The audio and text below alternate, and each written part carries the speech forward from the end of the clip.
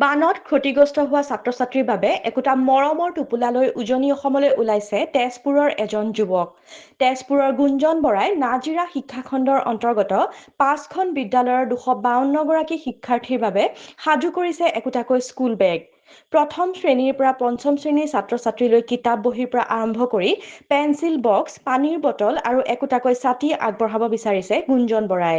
ইতিমধ্যে আমি সকলোৱে গম পাইছোঁ যে উজনি অসমৰ যি বান পৰিস্থিতি তাত ছাত্ৰ ছাত্ৰীসকল বহুত বেছিকৈ ক্ষতিগ্ৰস্ত হৈছে আৰু যিহেতু এতিয়া গৰমৰ বন্ধ শেষ হৈ পুনৰ স্কুল খুলিবৰ সময় হৈ গ'ল, বাকীখিনি জিলাততো ইতিমধ্যে আৰম্ভ হৈ গ'ল, কিন্তু সেই উজনি অসমৰ বানাক্ৰান্ত জিলাকেইখনৰ এতিয়ালৈকে আৰম্ভ হোৱা নাই। গতিকে সেই ছাত্ৰ বা ছাত্ৰীগৰাকীয়ে যেতিয়া প্ৰাথমিক বিদ্যালয়লৈ যাব, তেওঁলোকে যাবৰ সময়ত এই কথাটো মনলৈ দুখ আহিব নালাগে যে মোৰ হাতত বহীখন নাই, মোৰ হাতত পেনটো নাই বা মোৰ হাতত ছাতিটো নাই। তেনেধৰণৰ মনত যাতে তেওঁলোকৰ দুখ নালাগে, ধুনীয়াকৈ হাঁহি মুখে যাতে বিদ্যালয়লৈ যাব পাৰে, তাৰ বাবে মই বহী, পেন, পেঞ্চিল, বেগটোৰ পৰা আৰম্ভ কৰি ছাতিটোৰলৈকে চিন্তা কৰিছোঁ, যাতে সেই ছাত্ৰ ছাত্ৰীগৰাকীয়ে ধুনীয়াকৈ স্কুলখন যাব পাৰে। তাতে ধৰি লওক আছে ইয়াতে প্ৰত্যেকগৰাকী ছাত্ৰ বা ছাত্ৰীৰ কাৰণে একোটাকৈ বেগ থাকিব।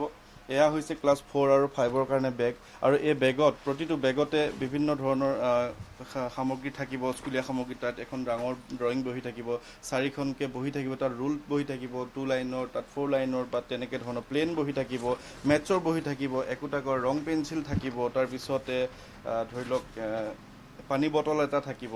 আৰু সকলোতকৈ ডাঙৰ কথা হ'ল যে যিহেতু গৰম পৰিব, এইখিনি গৰম বা ঠাণ্ডাত তেওঁলোকে ছাতিটো লৈ যাব পৰাকৈ সেই প্ৰতিটোজন ছাত্ৰ ছাত্ৰীৰ বাবে একোটাকৈ ছাতিৰ ব্যৱস্থা কৰা হৈছে। এয়া ক্লাছ 4 আৰু 5ৰ কাৰণে ছাতিৰ ব্যৱস্থা কৰিছোঁ।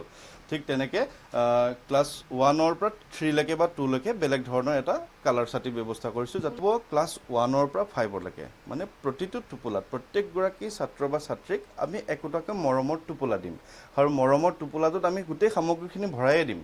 যে বহি থাকিব 4খনমানকৈ, পেন, পেঞ্চিলৰ পৰা আদি কৰি যাক যেনেকৈ যোনটো ক্লাছত যিটো বস্তু প্ৰয়োজন, তেনেধৰণে আমি অকণমান আয়ত্ব কৰি সেইখিনি অসমৰ ৰাইজৰ সহযোগতহে কৰিছোঁ। আচলতে ইয়াৰ পদক্ষেপটো মই লৈছোঁ, চিন্তাটো মই কৰিছোঁ, কিন্তু ইয়াতে সহায় সহযোগ কৰিছে অসমৰ বিভিন্নজন লোকে। শদিয়াৰ পৰা ধুবুৰীলৈকে ৰাইজে সহায় জনাইছে, কিন্তু সকলোতকৈ আচৰিত পাব যে যিসকল লোক বানত আক্ৰান্ত হৈ আছে, যিসকল লোক মোৰ সৈতে জড়িত হৈ আছে, মই যিহেতু হনুমান চালিচাৰ লগতে বজৰংগ বান এনেধৰণে আধ্যাত্মিকতাৰ ওপৰত ভিডিঅ'সমূহ প্ৰস্তুত কৰোঁ, ৰাইজে যথেষ্টখিনি ভাল পায়। কিন্তু সেই যিসকল বানাক্ৰান্ত লোক আছে, যাৰ সামৰ্থ্য আছে, তেওঁলোকেও এই পদক্ষেপটোত অৰিহণা যোগাইছে, তেওঁলোকেও কিছু তেওঁ আৰ্থিক সাহায্য আমাক দিছে। গতিকে এই গোটেই সাহায্যখিনি লৈ ইয়াতে প্ৰায় 1.5 পৰা 2 লাখ টকাৰ সামগ্ৰী আছে। এইখিনি লৈ অহা দেওবাৰলৈ আমি নাজিৰা শিক্ষাখণ্ডৰ 5খন বিদ্যালয়ত সেইখিনি মৰমৰ টোপোলা দিবলৈ যাম।